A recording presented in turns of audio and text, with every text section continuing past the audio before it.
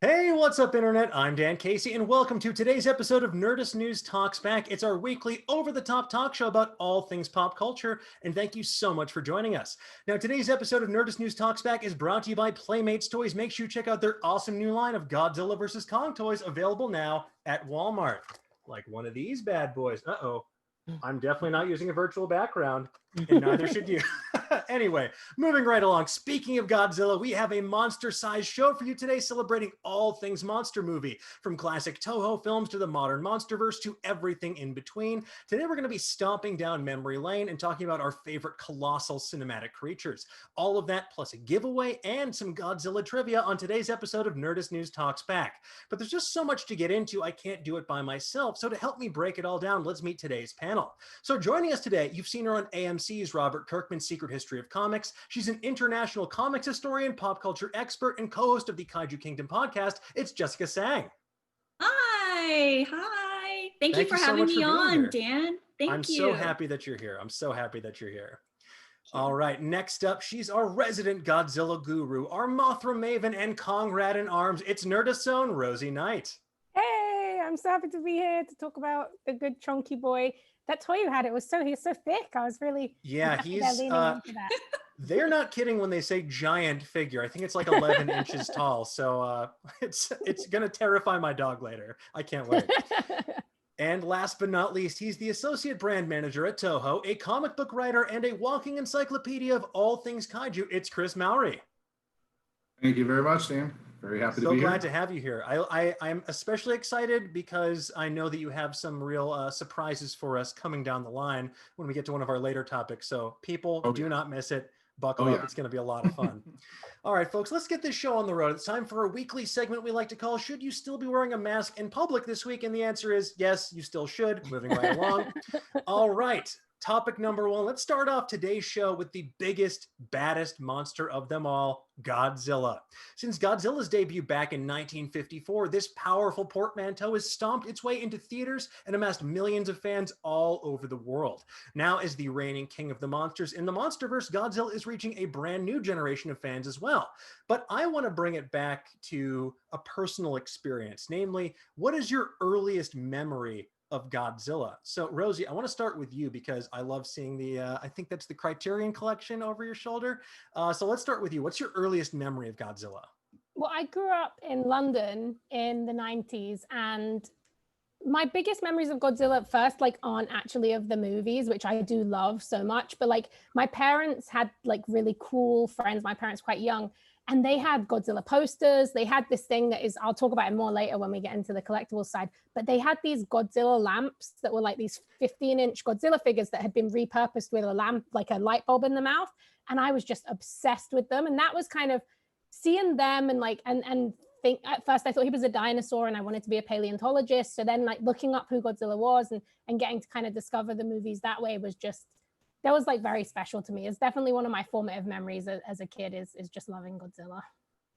Yeah, I gotta say, there's just something that just speaks to the kid in all of us, I think, when we first see Godzilla, especially if you encounter Godzilla at a young age, because you're just like, this is cooler than a dinosaur. I don't know what this is, but it's cool. Jurassic Park, move over. I don't need it. But Chris, I'm curious, tell me about your earliest memory of Godzilla. So my first memory was probably on one of those weekend visitations with Dad and watching one of the movies on a Saturday afternoon matinee, which we used to have way back in the day, was Godzilla versus Gigan. And I remember that very specifically because I was like, who is it? Like you were mentioning, dinosaurs and stuff, just really into that stuff as a kid. And I think I was maybe 5 at the time and just thinking who's this crazy guy with the hooks and a buzzsaw for a belly and, So yeah, that's after that, I was hooked. It was, Toys R Us then had a bendy toy, and Mattel came out with the Shogun Warrior. And it was good to be in that era for sure. I think especially we're talking about it on the show today later on, the collectibles. It's just a great way to bring people further into that fandom, because I think anyone who has who's nerdy about something has that collector's impulse, whether they want to admit it or not. And whether it's collecting, having seen every movie, or collecting all the figures, there's something in this fandom for everyone. But Jessica, tell me, what was your earliest memory of Godzilla? Ooh, I think like every other child, you just love dinosaurs. And so I really love dinosaurs. And I remember sitting cross-legged on the floor, kind of watching the TV. And then they had the original Godzilla on, and he was stomping through a town. First, I thought it was like a fat dinosaur. So immediately I was already in love. But also, like every child knows, to every like parent's unhappiness, they spread out all their toys and then they kind of stomp through it. So I kind of felt like he personified how I wanted to do every day in my playroom. So there was this odd connection where he got to stomp through the town, and I wanted to do the same to my toys. So while everyone else, I think, was trying to the play pretend that you are a character, I always thought I was Godzilla because I wanted to make a mess in my room, like line up all the toys and then stomp through it. But I remember it was one of my first like black and white experiences. So I was definitely confused why there was no color. And from there, I had to ask my mom, and then my parents had to explain to me how old that film was and the history behind it. Yeah, I think that's that experience of wanting to be Godzilla is very relatable, because I was crazy about action figures when I was a kid, and I have a distinct memory of seeing the 1998 Godzilla film. Please, people in the chat, take that as you will. And I had all these toy blocks that I would set up like to make like a little like set or town for all of the action figures to like set up these elaborate scenes. But then I saw that and I'm like, no, I'm going to be Godzilla and set this up, then just destroy it and see what happens. Yes. Like see the before and the after. So it's just, yeah, brought back a memory right there. We have Zismarith in the chat saying, sitting with my dad watching black and white movies. We're Japanese, so we caught the oldies. Love to hear that. Love hearing that family connection to these movies as well. Now, I know we all mentioned some different versions here, but does anyone have a favorite iteration of Godzilla? I know this might be a real Sophie's choice for you, Chris, but let's start with you. Actually, for me, like there's something about, what we call the Showa era, from 1954 to 1975. That's like pretty much what my generation grew up with. A lot of people are familiar with it. Obviously, Rosie has the Criterion set, which has that. For me, those are always just like really fun, lighthearted. My favorite design though is probably from 2001 with the movie GMK, Godzilla, Mothra, King Ghidorah. It's the design with the all white eyes and the over exaggerated feet, meaning like there's something about like that fear of being stepped on or everything is just going to get smashed. Like that's probably my favorite design. That, and then I guess second choice would be like 1984's version. Big weird giant eyebrows, fangs. And... Look, everyone made some interesting fashion choices in the 1980s, Godzilla included. Rosie, what about you? I love like every Godzilla, but it's because I love the Showa stuff. I love the heist stuff like that. The kind of classic 50s to 70s and then 80s was like very big.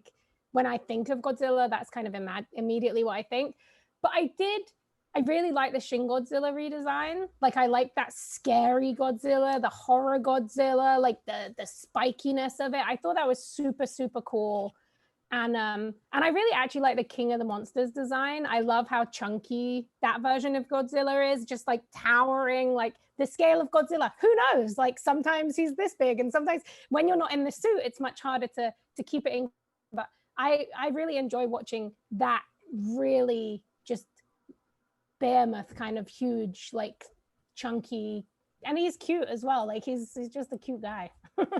Yeah, I do think that there's something to the sort of Monsterverse design that we have with Godzilla now, where it's just Godzilla is just this towering beef castle. This like just you really get a sense that like, oh, if Godzilla takes a single step, I'm gonna feel that shockwave and probably get knocked over. It's just so enormous. And I remember hearing that roar for the first time through like in like a theater. Remember those? A theater? Just like through the giant speakers, like on an IMAX screen. It was just like it was like I think one of the first times I really got to experience that in the way that I wish I could have with some of these older films as well. I think my favorite iteration probably still has to be the original, the 1954 movie, because I remember my uncle showing that to me and then studying it in like a historical film class in college. So it's just one that is near and dear to my heart. But I'm curious, Jessica, do you have a favorite iteration of Godzilla? I do.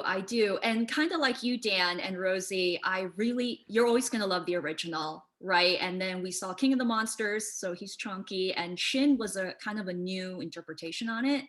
While I didn't enjoy the trilogy, my favorite was the Godzilla in the anime. That is a trilogy anime that's on Netflix. It's because his design, one, I'm very easy to please, bigger the better, right? And also the design, but also what he has become thousands of years from now and how he's affected the environment around him down to other creatures. So I really enjoyed the massive size and also the really interesting interpretation of he wasn't just born from something, he's now kind of evolved all of the living creatures around him. And I really enjoyed that concept and that design. Yeah, I gotta say, I love that concept of that kind of how the ecology is affected by these creatures. That's one of the things I loved about Kong Skull Island as well, which getting ahead of myself a little bit, just seeing all this like primordial like megaflora and megafauna, just everything feels dangerous, but also they are molded and I think in some cases enriched by these titanic creatures living around them.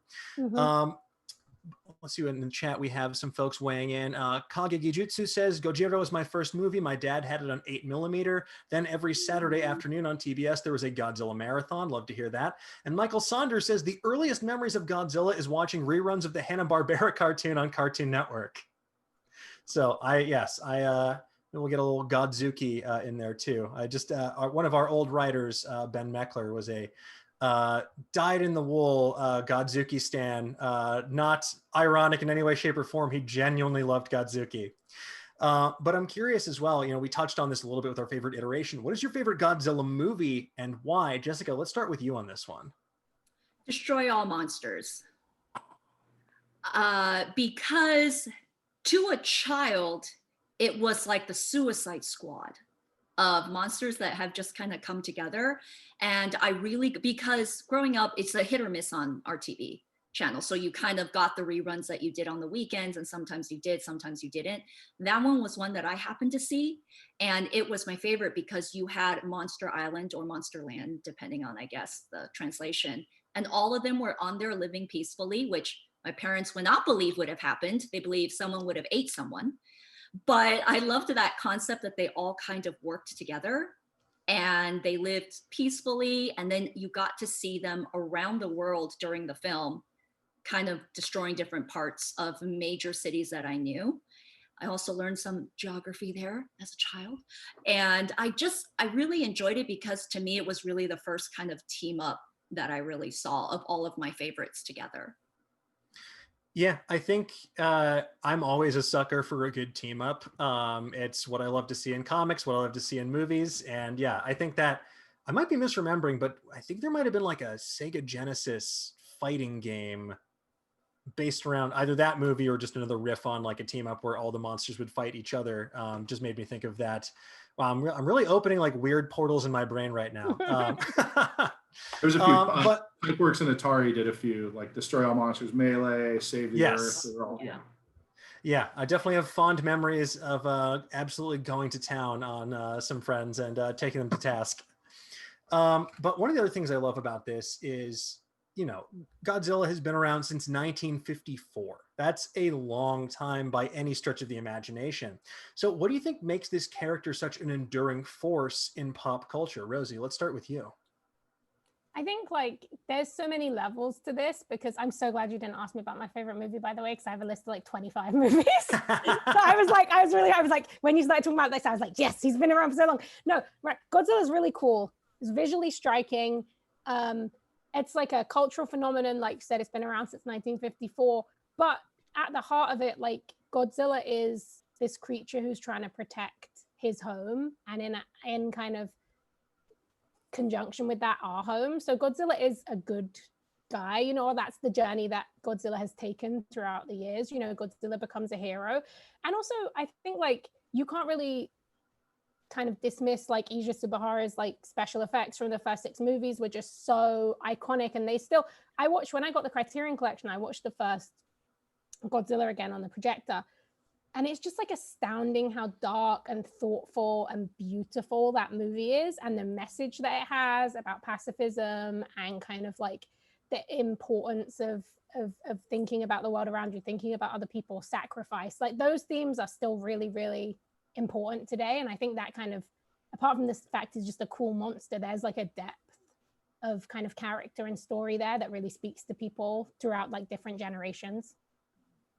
Yeah, I think exactly, like the fact that you can put on that movie, the original, and have it still have such a resonant impact so many years later, I think really speaks to that sort of just elemental storytelling that went into this character and has continued to evolve throughout the years. But Chris, I'm curious, since you kind of live and breathe Godzilla, what about this character excites you? What makes it stand the test of time for you? Well, let's see. It is the world record holder for longest running film franchise in history, so that's good. But really, I think it's a lot of the relatable themes that people kind of touch on. You know, you can either put yourself into the character and want to smash things like Jessica did in her room like years ago, or maybe days ago. Who knows if you're still doing it? But you know, between that, you know, destruction and recreation, and really showing like, you know, all these cities get smashed, but they're built up again right after that. Going into something, you know, like Godzilla versus Hedorah, you know, sustainability, ecology, like themes that are just, it's, as Godzilla, the franchise has evolved over time, there's always some kind of new element that I think, you know, touches really on something that all of us as humans, you know, and fans, you know, see every day in our lives. And we either can project ourselves into those films, or we can take something from it. And, you know, the first film especially is, you know, so powerful as far as the Japanese version of it. You know, obviously a lot of us know that now, but some people may not. Definitely watch the original Japanese version. Very different film. But just, yeah, there's a lot of relatable themes. And, you know, for me, seeing that first movie as a kid, I was just more into like, this is the wildest thing I've ever seen in my life. And that still carries over, you know. Mm-hmm. Yeah, and I like that we're seeing this character continue to evolve in the Monsterverse, and I'm very excited. You know, we've seen this sort of trajectory for the character so far, and I can't wait to see Godzilla go toe-to-toe with Kong and Godzilla versus Kong next year. But I'm curious, apart from his adorable chunkiness, as you mentioned, Jessica, what is your favorite aspect of this character in the modern Monsterverse? In the modern Monsterverse, Yes. of course, other than the chunkiness, there is definitely, because technology has evolved, it's a lot more expressive in the eyes for many people. So he seems, for many, you know, sentient, but due to the advancement of technology now and the close up of his eyes, or when he's lying down in the 2014 and then he gets up, he's almost like a tired fat dog. But then you can actually see the expression in his face and in his eyes. And that's something that when I try to introduce my friends into the universe, I started them with something more modern before working. Because if they started with something more classic, I don't know if they would enjoy it. It may seem stiff to them. It is, you know, Haruo Nakajima in a rubber suit, which is a huge job to do. But I don't know how it feels with modern audiences who don't know the character as well. So starting it with something new, they felt this connection, like, oh, he's so tired, or he's trying to help humanity. He seems so expressive in the eyes. And I think that's something that they did really well in the modern universe. Yeah, I have to say, it just immediately brought to mind that extremely powerful scene in King of the Monsters where you have Dr. Serizawa in that ancient sort of underwater temple, Yes. just putting his hand on Godzilla. And just, you get the sense that this is not, it really gives a sense of empathy to this giant monster that you've seen. Like, it makes it not, I don't want to say humanized, but it gives you as the viewer a connection to this character in a way that it might be harder to get than when you're just seeing the admittedly awesome moments where, you know, he's throwing down with other titans in that universe. So yeah, I think I agree. The technology that we have now, definitely, not to knock the incredible craftsmanship and practical effects that went into the classic films, but you can definitely do some expressive set pieces in a way that might read a little bit better nowadays. Yes, yes. Now in the I chat actually as had well. a friend say, sorry. Go I'm ahead. so sorry. I was going to say, I have a friend now who, my best friend used to watch my husky, and he's like, before I saw your dog and your husky, but now I see Godzilla. Just the way his eyes move, the way he lays down, because he's fatter and older. And they were like, now I see Godzilla in your dog. And it was really interesting to see that connection. Not fatter and older, chunky and ancient. Yeah, True. right. It's a better way. The preferred nomenclature. All right, in the chat as well, we have Jackzilla Production saying favorite Godzilla film would be Godzilla versus Destroya. It felt like an end game for the Godzilla films. The ending of the film was perfect for Godzilla to die by his own power. So love to hear that, folks. If you have a favorite film or a memory about Godzilla, please put it in the chat. I love to read these. Really nice to share this fandom with so many people out there. Now let's move away from Godzilla for a moment to the other person on the upcoming prize fight card. I am, of course, talking about Kong. While Godzilla may be the king of the monsters, Skull Island's favorite son is basically royalty too. Since 1933, this astonishing ape has scaled skyscrapers, dined on the freshest Skull Island sashimi, and proved that being one of the greatest movie monsters of all time absolutely is monkey business. So I'm going to follow a similar trajectory with this. I'm curious, tell me about your earliest memory of Kong. And Chris, let's start with you on this one. Actually, my first memory of Kong was seeing and not appreciating it at the time, but seeing the 1933 one on TV before the Dino De Laurentiis 76 version. And seeing it was just kind of like, oh, that's cool. You know, you fought a dinosaur and fought another dinosaur, and that was great. But probably really seeing that 76 version in the theaters, and then buying the souvenir glasses. We won't name the franchise, the fast food place that had them, but yeah, just buying those glasses and just really being like, this is cool, because it was a good follow up to that first Godzilla movie I saw too. Yeah, I know what you mean, especially about seeing, sometimes you need to see something in the right place at the right time, because I feel like the first time I saw that 1933 film, I was just like, where are the explosions? It's not like, what's going on here? But like now that I'm older and not a simple child, I'm like, wow, look at all the craftsmanship. Look at this story. Look at this movie that was so informative for everything that followed. But Jessica, tell me, what was your earliest memory of Kong? My actually earliest memory of Kong was Universal Studios on the tram ride with my parents. So it wasn't even the movie. And I was already scared to death with the Jaws section of the ride. And I'm sitting between my parents. And then when a giant, at the time, monkey is what you would know. We know he's an ape. At the time, like a giant primate monkey comes out, I freaked out. I lost it. I didn't know what was happening. I was upset. It was so cool and terrifying at the same time, but I didn't know exactly what was happening. So afterwards, my dad told me it's based off of a 1933 film, and he explained the concept of it.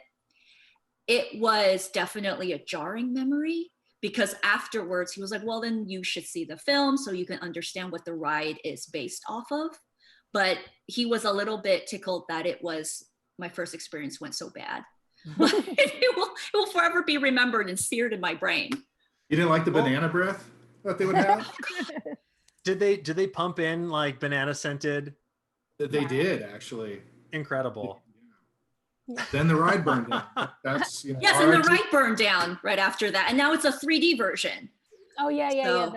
The Monsterverse. I had like a similar. My first experience of Kong was like not seeing the movie, but it was to do with the movie. In London, they used to have this incredible museum that I think about on a daily basis, not an exaggeration, called the Museum of Moving Image. And it was on the South Bank, and it was basically like a cinema museum. And they had the real miniature from the 1933 movie on, and it was like totally like messed up, and you could see the inner skeleton and everything. But I really wanted to be a film director from when I was like 5 or something, and I realized it was a job you could do. I had like 20 dream jobs, but that was one of them. And I loved stop motion, so when I found out that was what it was, I had to watch it. And luckily I had a friend who was more open to watching that. And I remember getting a movie and seeing the sequence where like the T-Rex and Godzilla fight, and I just thought it was like, I mean, the T-Rex and Kong fight, and I just thought it was like the coolest thing in the whole world once I knew what it was.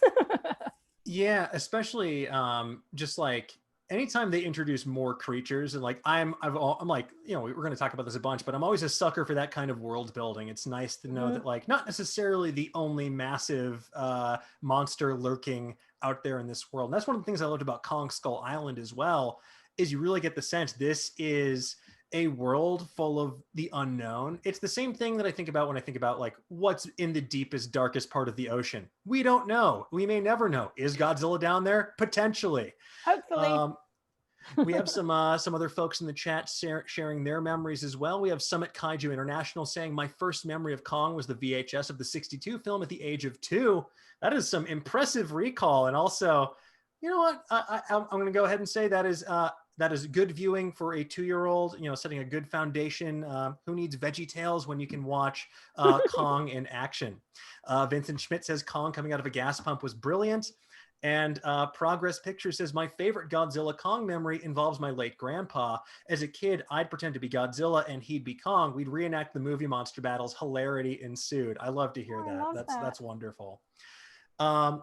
Well, that brings me to my next question. Do you have a favorite iteration of Kong or a favorite Kong movie? Because for me, immediately what came to mind was King Kong versus Godzilla, hearing about that wonderful memory of you and your grandpa reenacting major motion picture battles. Jessica, let's start with you. I actually, is the same as you, actually, that my favorite Kong film was the King Kong versus Godzilla.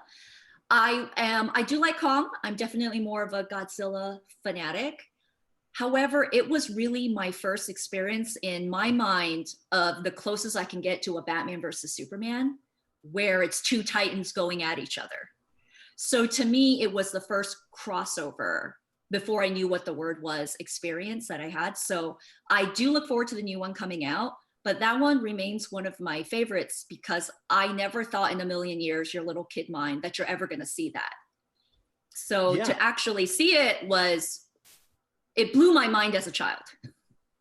Yeah, I mean, like even today, just like it still holds up because you're just like, it's the first time these characters who had kind of fallen out of prominence on the big screen for a little bit, they came back, and not only did it rejuvenate Godzilla, but you got to see Godzilla on screen together with King Kong. Like, how cool was that? And I'm going to be doing an upcoming episode of Explainiac about this topic as well. One of my favorite little bits of trivia about this is that originally it wasn't even going to be Kong versus Godzilla. It was going to be Kong versus Frankenstein. Giant Frankenstein. I still live to see that version. I think about it all the. I'm like, I wish I could. I love King Kong versus Godzilla. Also my favorite. Even though Kong Skull Island is my favorite iteration of Kong, because kind of like Jessica was saying, I think like the emotion is there, the heart. But yeah, I still dream of Kong versus Frankenstein. It's just too wild.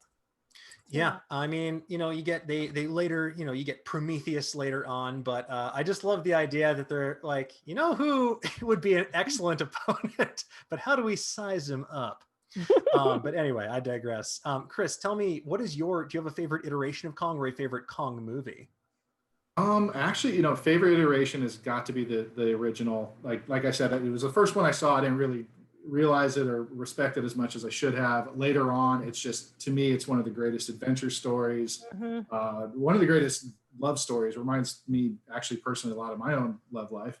I've never been shot off a building though, so that's totally fine. But just for the goofiness of it, probably King Kong Lives. I remember being so excited when that was coming out in the theater, and I went to see it, and I was like, what's going on? Now there's a lady Kong, and Kong ate a hunter, and he's like picking a hat out of his teeth, and there's just so much like weird, cool stuff for like a kid growing up that it's got a soft spot for me for sure. But I do like the original very much. Just it's the same thing as the original Godzilla. It's just such a timeless and classic film. Yeah, I have to say the goofiness reminded me of it. Was it King Kong Escapes where he fights Mechanicong? Yes, yeah. With the very not the BBC version built by the other Doctor Who, except no substitutes. Yeah. See, I mean, as a lifelong comic book fan, I always love a good, seemingly preposterous plot twist. So that definitely has a near and dear place in my heart. But Rosie, you mentioned that Skull Island was your favorite? Yeah, I think that's my favorite iteration. Like, I'm still, King Kong versus Godzilla is a good cheat for me because I do love Godzilla a little bit more than King Kong. So, but for iteration, I think that Kong Skull Island, we rewatched it recently for we did a live tweet. And I felt like it summed up everything that makes King Kong so popular, which is like, it subverts some of the older tropes which come from making a movie from 1933, which is good, but the Kong character is still the same character. He's loving, he's caring, he's protective, he's wild, it's just such an interesting emotional take which you get from the technology. I'm a diehard for Godzilla and any really kaiju or tokusatsu. I'm a diehard suits person. I love the suits and I'll never pick the CG over them, but in the conversation of Kong, I felt like that really made the movie really profoundly kind of emotional to have that. And you could even tell, even from the Peter Jackson movie, which was obviously the first step towards that, where they've gone with Kong Skull Island is just so deep. There's such a depth of character there. You want to see, they really did build up a character that you want to see face down against this Godzilla. You know who they both are. It's not just two random monsters anymore. You know, these are two people who have character, who have history. And I mean, two monsters who have character, have history, and are probably going to team up. Let's be real. But first, I want to see them beat each other up, obviously. Look, first they have to overcome their differences, and then they can lay the smackdown on whomever may have angered both of them. Yeah, I do really love Kong Skull Island, and I picked up so much more of an appreciation for it on this most recent viewing when we did that watch along. Just looking at all the little details they sprinkle in there from a world building perspective for the larger Monsterverse. I love the fact that it's a period film, but then you just get one of the best intros of all time where, you know, just all of these, like, it's this like Vietnam movie gone horribly awry where it just starts swatting all of these helicopters out of the sky like they're just little flies. It's just Doesn't waste so time. well done. Yeah, and also like anything that has an Akira jacket in, I love Akira so much. So as soon as I saw that, and I was in the middle of making my own Akira jacket, so as soon as I saw that, I was just like, that's so cool. Like, but it's not like it's not the over heavy, like this is an Easter egg. It's like built into the world, and if you notice it, it's like, hey, we like this, we like the same things, you know. And I thought it was so much fun when we watched it together. It was great. Yeah, it was also refreshing. Oh, sorry, I was gonna say it was also refreshing because it's not a remake or sequel. So it's refreshing in that way. And again, like Rosie was saying, you can connect with him more because our technology has advanced. So again, he looks like young-ish, but like it's still a tired old man who just wants to do right. So I think kind of having a new refreshing take on it also really helps. I mean, to be fair, you would be a little exhausted too if these newcomers just woke up all the skull crawlers on the island after you had just finally gotten to a nice place. You're a teenager. You don't want to do your chores. You just want to like go around eating octopi. But no, lo and behold, these pesky monarch agents had to come and ruin everything. But yeah, this time without his parents, right?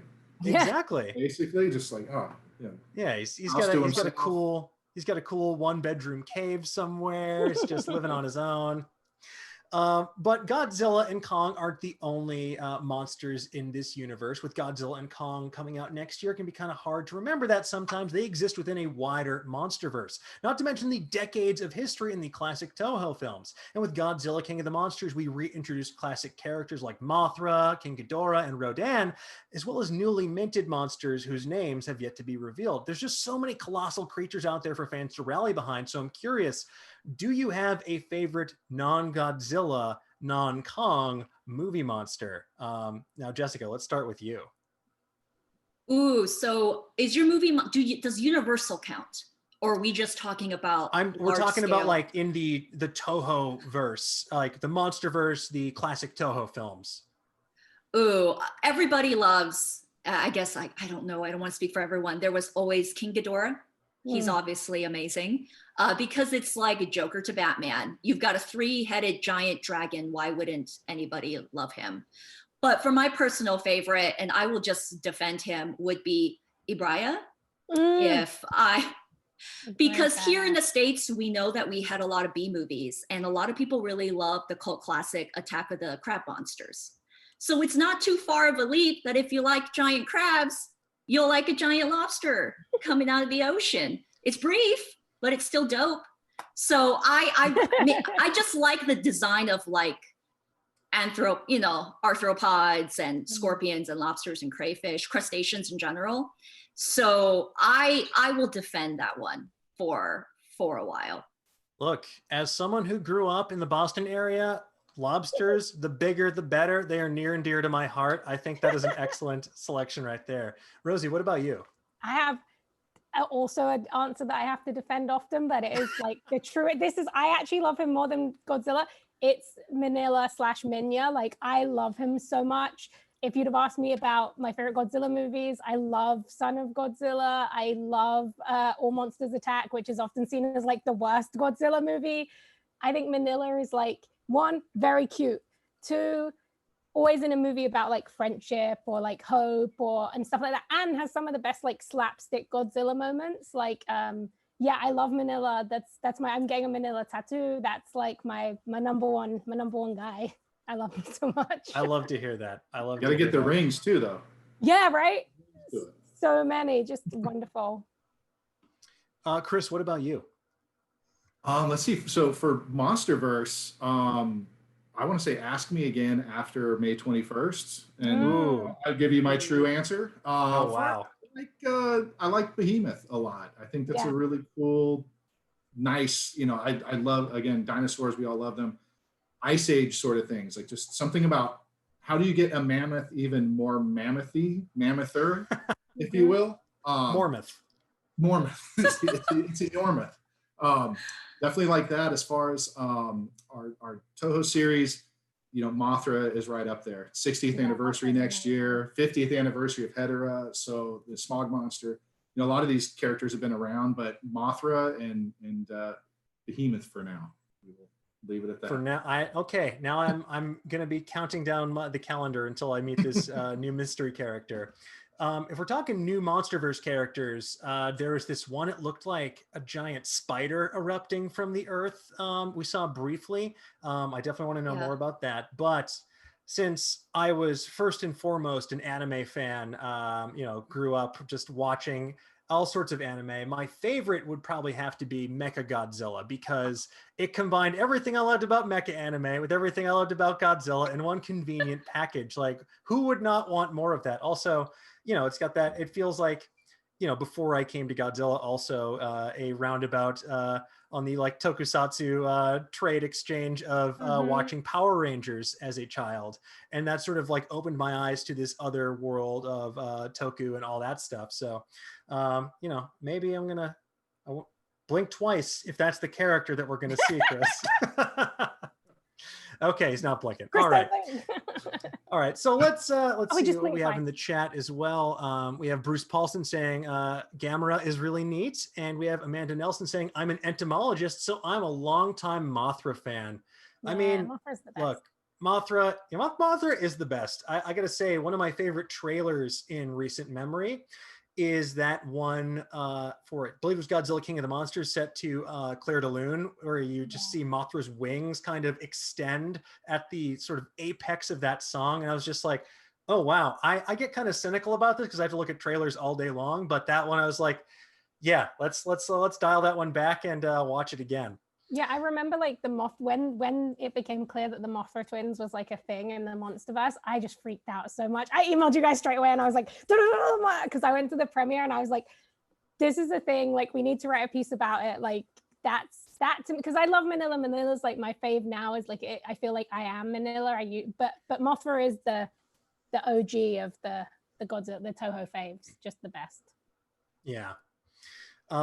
Well, hopefully they will be releasing some additional figures because I'd love to see some Mothra Twins action figures added to the mix. But one of the reasons that we're doing this show today is to celebrate the release of Playmates Toys' new line of Godzilla vs. Kong action figures. A bunch of toys coming to a Walmart near you. But even beyond the Monsterverse, Godzilla, Kong, and company have a proud history of killer collectibles. And before I go any further, I want to say if you want to win some of these awesome collectibles for yourself, well, you're in luck. We have a giveaway going on right now on Nerdist Twitter where you can win a gift pack including the 11-inch classic Final Wars Godzilla and the 11-inch Godzilla vs. Kong giant Kong figure. They're a must-have for any discerning monster movie fan, so shoot your tokusatsu on Nerdist Twitter and you might just walk away a winner. Yes, I said it and I regret nothing. So let's get back to one of the best parts of any fandom, all the awesome collectibles, the stuff that makes my wallet weep a single tear when it realizes what I've just done, the stuff that scratches our collecting impulse. So what is your favorite Godzilla, Kong, Kaiju, monster collectible that you've encountered? Now, Chris, I want to start with you on this one. So not so much like my favorite, but to me, they're really, really fun and cool. I brought them out as a little bit of set dressing. We've got the Godzilla sake decanter that was released in 2004. Toho released it in conjunction with, I guess you could call it distillery there. But then to partner with that, the King Kong decanter from 1976, both of which were emptied well before COVID started. So I'm not worried too much about that. But those are some of the more fun things that I have. They're just good conversation pieces. Yeah, I mean, like, have you ever considered refilling them with anything else, or do you want to keep them kind of pristine? I'll keep them as clean as they are now. Like every so often, I honestly have not washed them because you can still smell, I guess, what was in there. But yeah, then we were talking earlier about like obscure things, and I have to say some of my favorite pieces are these canned Godzilla meat and Mothra eggs. I want to know how it tastes. Is he delicious? They came out in 2004, so I don't want to know how it tastes. Them too. Look, I'll put in a call to Legendary to see if we can get a fresher batch of Godzilla meat and Mothra eggs using the 2004 recipe. But Rosie, I see that you have a wealth of collectibles as well. Do you have a favorite one that you've encountered over the years? Over the years, it's probably still like those weird old lamps that I've personally encountered. It was like a big Godzilla figure with the lamp in the mouth. Like that, I still, even if I need to find someone who will custom make it for me, that was like something that really made me love Godzilla. But personally, just being able to I always remember Godzilla figures being so expensive and I could never afford them because they were imported. But we were driving across America like last year, and I went into like a Walmart in, I can't even remember, like Colorado or something. And I bought this guy for like $12, like a Mecha Godzilla, and this guy. And they had a whole series. They had some really weird, I think it was like 3 or 4 were the first one.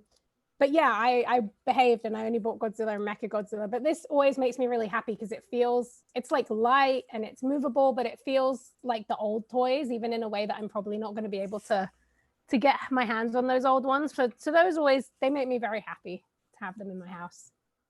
Yeah, I mean, it's just like, I don't know. It's hard not to look at one of those things and smile, especially when you see some of the older sculpts. You're like, oh, look at his little face. Yeah, so much little face. Yeah.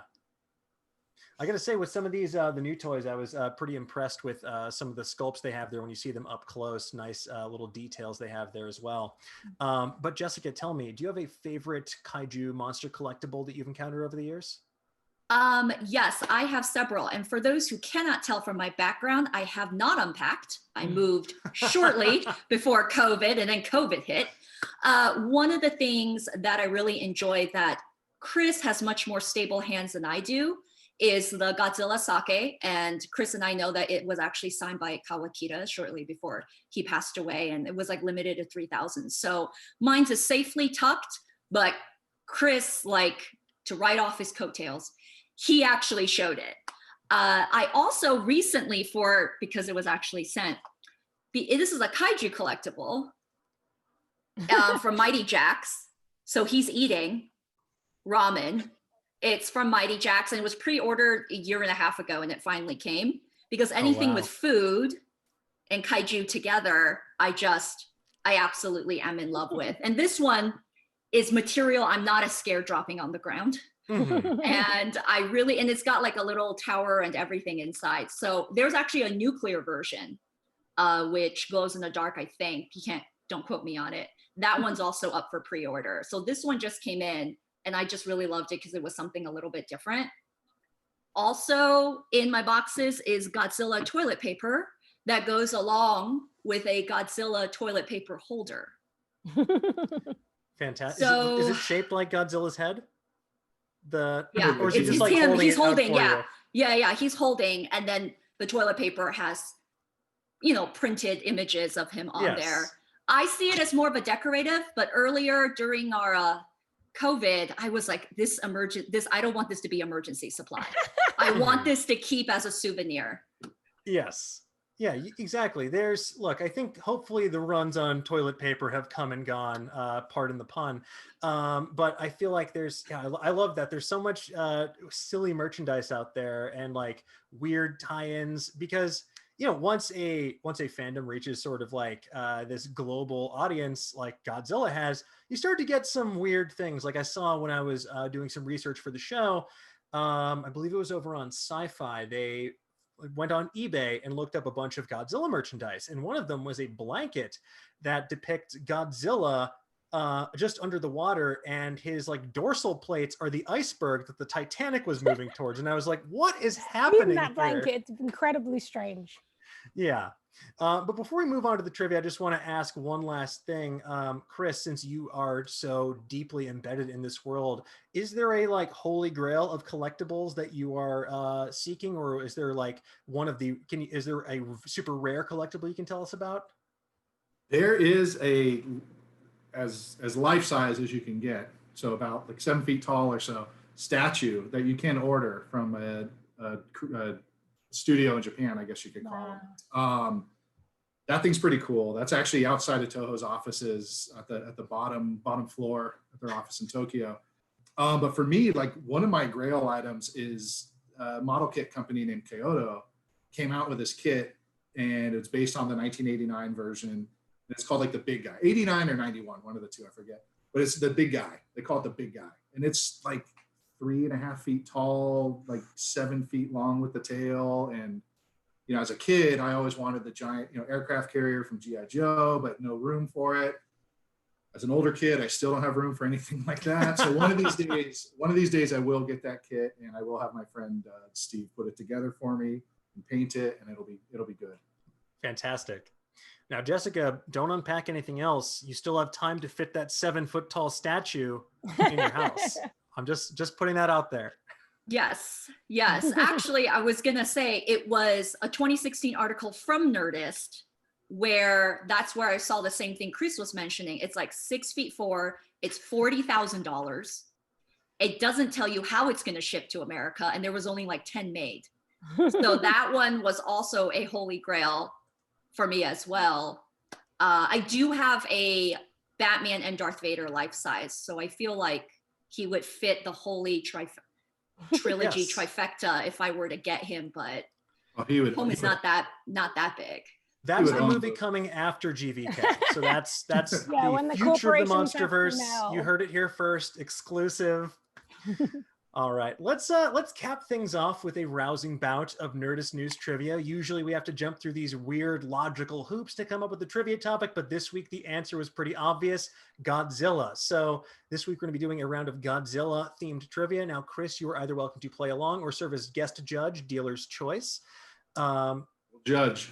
Yes, judge. It's always better be the judge.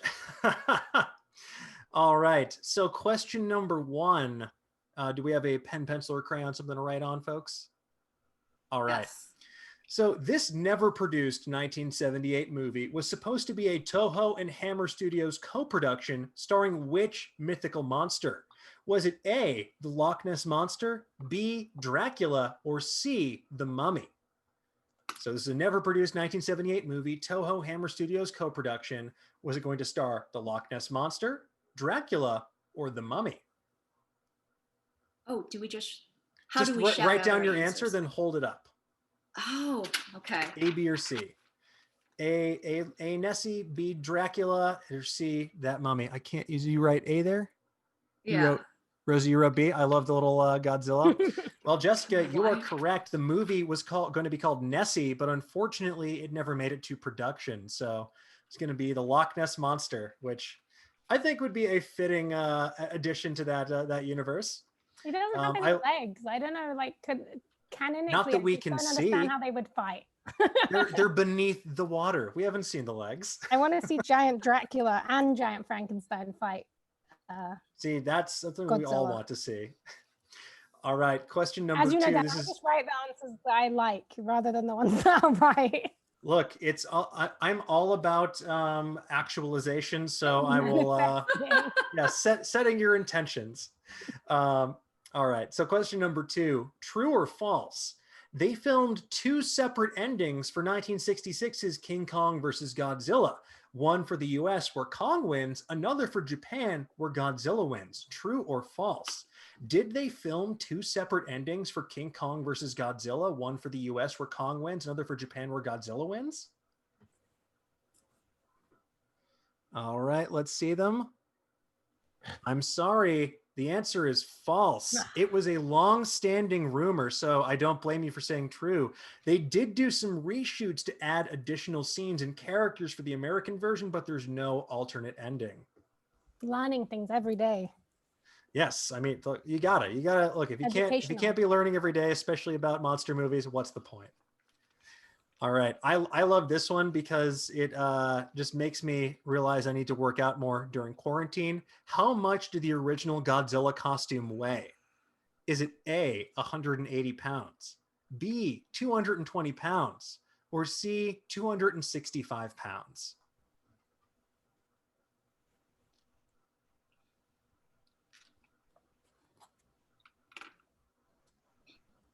All right, do you need the numbers again? You got your answer? Oh gosh, I have such terrible. You are both correct. 220 pounds or 100 kilos, roughly. Yeah, I have to say I had the privilege of visiting Toho in Japan when I was doing a press event for King of the Monsters, and they didn't have the original costume, but they had an element. I think they had the head that they let some folks try on, and it's shocking how you would not expect it to be as heavy as it actually was. So major props to Haruo Nakajima and everyone else who donned that suit, because I'm not sure I would have the stamina for that. Chris, have you ever put on the costume? No, actually, I'm pretty tall, and I don't think that I would really fit in it. We last year in January, actually, I had the pleasure to go out to actually meet a lot of the coworkers and did a tour of the studio and got to see some of the original props that are still remaining from the original film. The oxygen destroyer, for example, is very, very heavy. But also got to see some of the suits that are still intact, and to really see them and know what goes into that. Yeah, it's to say that they're actors is one thing, to really say that they're actors, of course, but to say they're more like just high-end stunt people is another. Like, it is, there's a technique, there's a lot of physical, endurance that has to go into it. And then to put that on and portray a character and add your own little twist to it, like they all have, is really saying something. Comic-Con last year, Toho had our first booth. We had the suit from Godzilla 2000 there. And that was kind of cool for people to see it, because I don't know if just on film, maybe people think it's something different. It's not the, it's a very, how do I say, like very, like a light suit or something. It's like, people are like, wow, that thing's huge. It's thick, it's padded, it's heavy. So it's definitely an experience everybody should get. Yeah, I think a lot of people kind of when you think like, oh, it's just a guy in a suit. No, you don't understand. That was a 220-pound suit. Like that is nothing to joke about. To be hoisted in and yes. Well, actually, it's a good segue for our next question, question number 4. So, according to original Godzilla actor Haruo Nakajima, which animal most influenced his movement as Godzilla? Was it A, a silverback gorilla? Was it B, a Tyrannosaurus Rex? Or was it C, a bear? So, A, silverback gorilla, B, T-Rex, or C, bear? Which animal most influenced Haruo Nakajima's original performance and movement as Godzilla?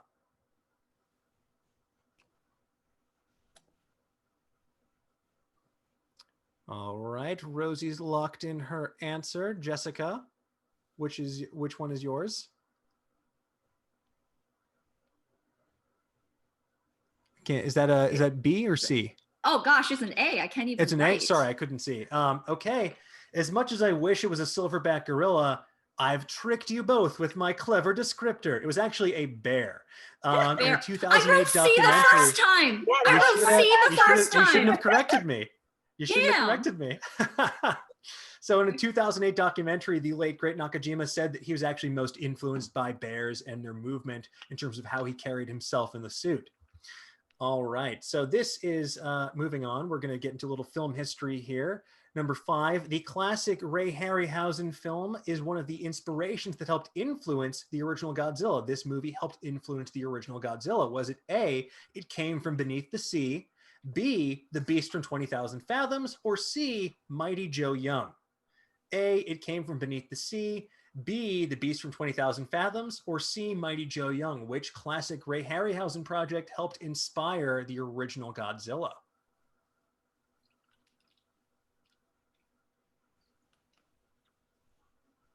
All right, show me those answers when you have them.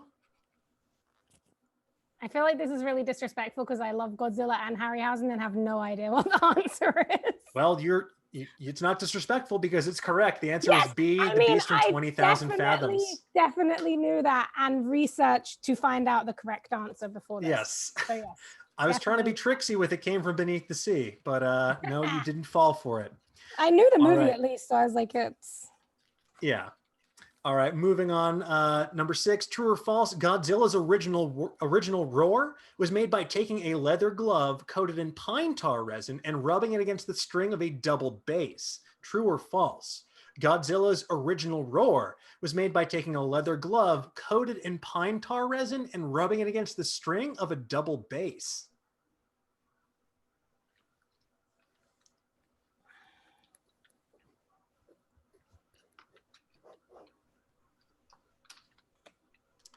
All right, do we have our answers?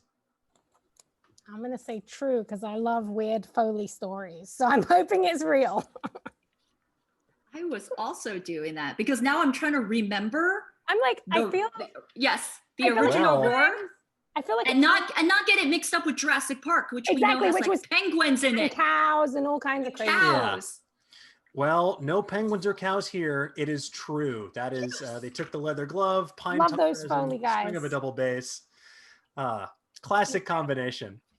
All right, moving on to number 7, another crossover. Longtime Godzilla writer Shinichi Sekizawa once put together a proposal for a crossover with Godzilla and which iconic superhero? Was it A, Batman, B, Superman, or C, Spider-Man? So which iconic superhero was part of a proposal for a crossover with Godzilla? A, Batman, B, Superman, or C, Spider-Man?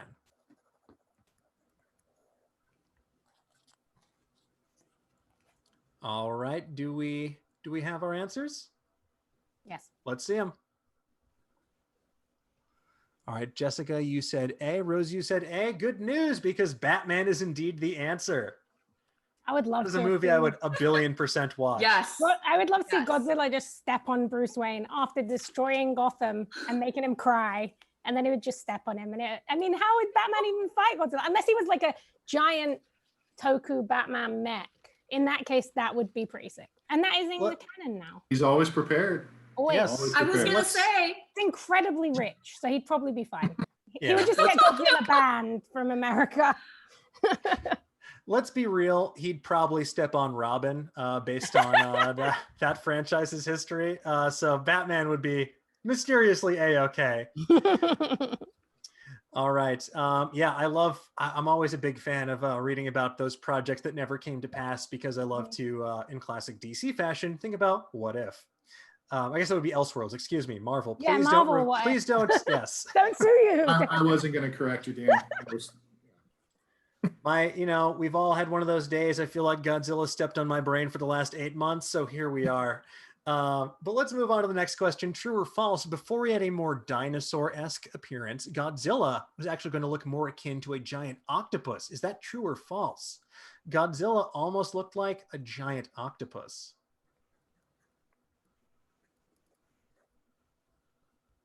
All right, let's see those yays or nays, trues or falses.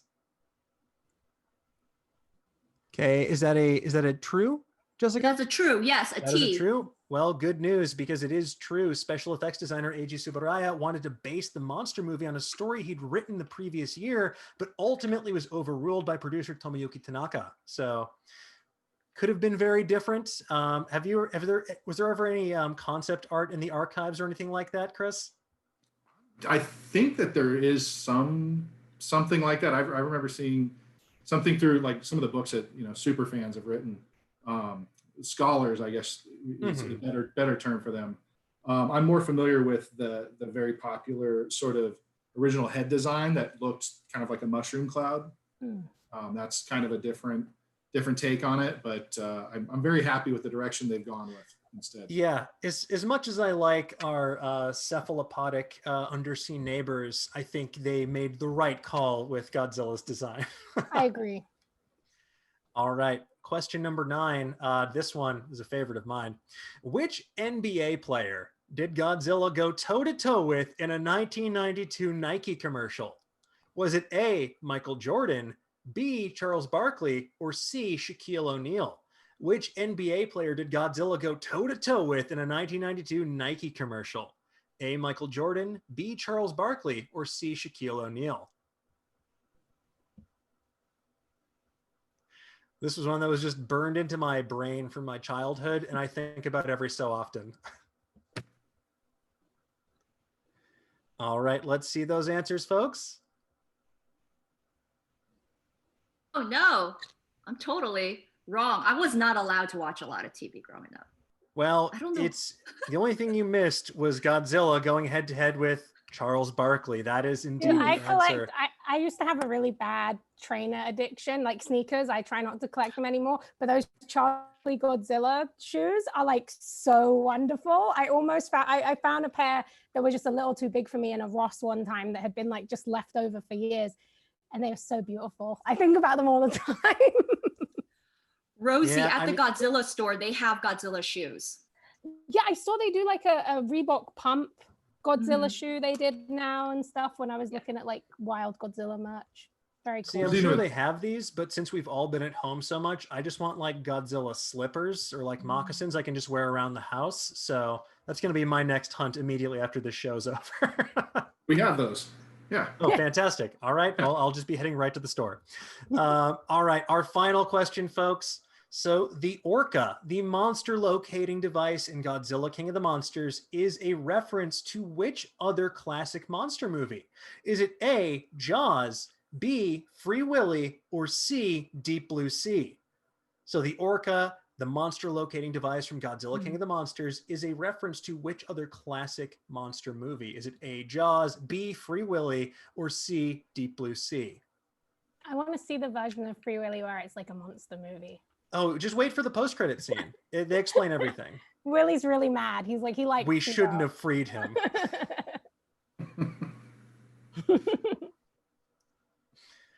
All right. Surprised Orca wasn't a choice. Another deal. I know. I thought you were gonna say that. I thought you were gonna put it in there, but I was like, what am I? I can't make this too obvious because the answer is definitely. What do we have, folks? Oh, I wrote down A the first time and changed it to B because it is trivia I never looked up. So I will admit that. That's okay. That's okay. I'm sad. As much as I wish it was Free Willy, it is in fact Jaws, the name of the boat. Okay. So we have a tie, I'm told, by our supercomputer. Chris, do you have any sort of fun tiebreaker question you could ask? That's a good question. Let's see. If memory serves correctly, what Godzilla film was actually supposed to feature King Kong?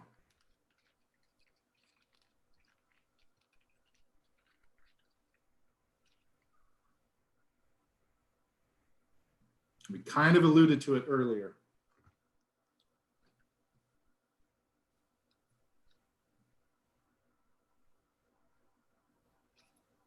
And if I'm completely wrong on this, there will be an opening for my job. Yeah, no, I'm pretty sure I think I know which one you're talking about as well. Because then when you watch it now, you're like, oh, of course, that makes way more sense than it did. I do not know the answer, but I just wanted to shout out what was Chris's favorite Godzilla, his first Godzilla shooting of, which is Godzilla versus Gigan. I love that movie, and I would have loved to see King Kong in a theme park fighting Godzilla. So that's my guess. Jessica? Ooh, okay. I'm going to take a guess because I have COVID brain. But when I was a child, I thought it would be Destroy All Monsters because you do see New York. Mm-hmm. And for me as a kid, that was a pretty big indication. But I could be completely wrong. It was, Dan, I'll let you. Yeah, you win the tie, Dan. I'm gonna forget the title now that I've just like overthought it. Is it Godzilla versus the Sea Monsters, or was it Ebirah Horror of the Deep? Yes. There we go. With Brian. See, I also have COVID brain. I could picture it, but not actually recite the title. Oh, it was released as Godzilla versus the Sea Monsters in my very specific market of Wakefield, Massachusetts. So technically, look, and I forgot why. I think that might have been when rights were lost or something like that, or somehow. But yeah, Godzilla sleeping in a cave and kind of a girl figure in there, and it was a lot of.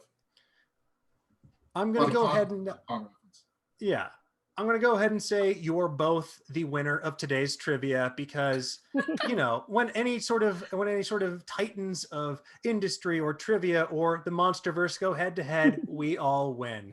And I think we can all agree we're all going to be winners when Godzilla vs. Kong hits theaters next year. So now that we have gotten through today's show, it's time for our 30-second soapbox. You can talk about anything you want, promote anything you want to talk about. It can be anything from like maybe a podcast you have coming out, or if you have a really strong thought about why they need to bring back Ebirah Horror of the Deep. So Jessica, why don't we start with you? Yes, I am a co-host with my other co-host, Chris Eaton on the Kaiju Kingdom podcast. So we're on Apple, Spotify, everywhere. He also blessedly keeps our Facebook page very much alive with not just our podcast updates, but also facts, new toys, everything that's on there. And that's also the best place to find my work with this genre. Or you can actually Facebook friend me. You can send me an inbox to let me know, so it's not a rando, and I can be able to just say, I saw you with Dan and Chris on Nerdist, and it's Jessica Tseang, Tseang. And yes, so in terms of this genre, it's the Kaiju Kingdom podcast. Fantastic. And if you haven't given it a listen yet, make sure you subscribe right now. Thank you so much. All right, Rosie, you're up next. Welcome to the soapbox. What do you got for us? I'm just going to say everybody should go and watch Son of Godzilla and All Monsters Attack and join me in the Manila is Good camp. If you like Godzuki or you have good memories of that, like Minya is like a cute, chubby baby Godzilla, and both those movies are super sweet. I really love All Monsters Attack because it's all set in like a kid's imagination basically, and how much it means to him to have these friends, this cute Godzilla friend, which I would love to have. So yeah, I'm on social media where I talk about Manila a lot, Rosie Marks, and obviously you can read all my writing about Kaiju and loads of other stuff at Nerdist. Fantastic. And Chris, anything you would like to discuss? Really just want to say, let's all remember to go, if we can, let's all remember to go vote. Let's work together on this COVID thing because I miss movie theaters. We already got delayed once. Let's not have that happen again. We got to be there in May. And besides, there's a really cool Godzilla museum and a full zip line to slide through. Into Godzilla's mouth. And we need to be able to go there and go visit and go do all those things. So let's just all work together and find that common ground in monster movies and get through this. Yes, I think. And before I forget, I'm so sorry. I realize my co-host will kill me if I don't say it. Our website is up on October 1st with merchandise. So it's just the Kaiju Kingdom podcast.com. So got to throw that in before I do myself disservice and him disservice. Yes. Fantastic. And yes, buy that merchandise, wear a mask, and then someday in 2021, we will all go on a zip line together and then go see the movie. I can't wait for that. Folks, thank you all so much. That's it for today's episode of Nerdist News Talks Back. Thank you so much to all of my panelists for joining me today. And a special thank you to everyone who tuned in with us at home. And also a very special thank you once more to Playmates Toys for sponsoring today's show. When Godzilla vs. Kong hits the big screen, those two colossal creatures won't be toying around. But thankfully, you can with this incredible line of movie figures from Playmates Toys available exclusively at Walmart.